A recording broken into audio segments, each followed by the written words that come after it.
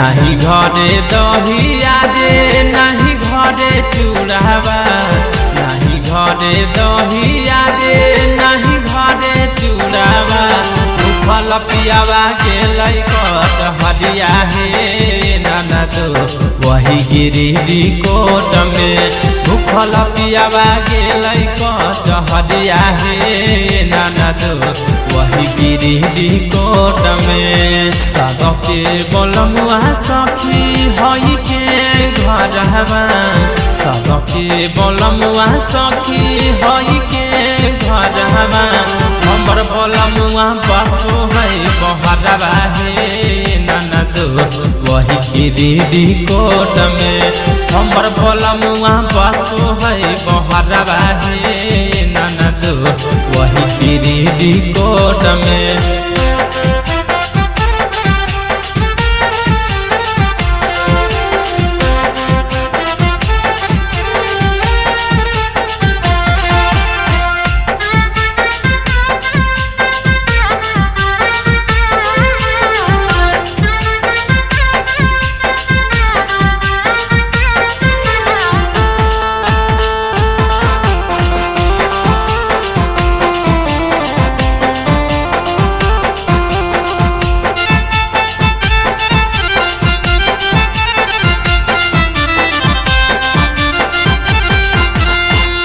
सारा लहगाई के बैठलू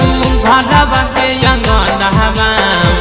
सारा लहगाई के बैठलू घरवा के अंगनवा बबरे अतै हमर पियावा हे ननद वही गिरिडीह कोर्ट से बबरे अतै हमर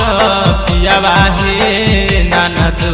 वही गिरिडीह कोर्ट से केसियो हम झाड़ लेलू रूपबो सवार लेलू केसियो हम झाड़ लेलू रूपबो सवार लेलू बबरे अतै हमारो बोलमुआ हे ननद वही गिरिडीह कोर्ट से बबरे अतै हमारो बोलमुआ हे ननद वही गिरिडीह कोर्ट से।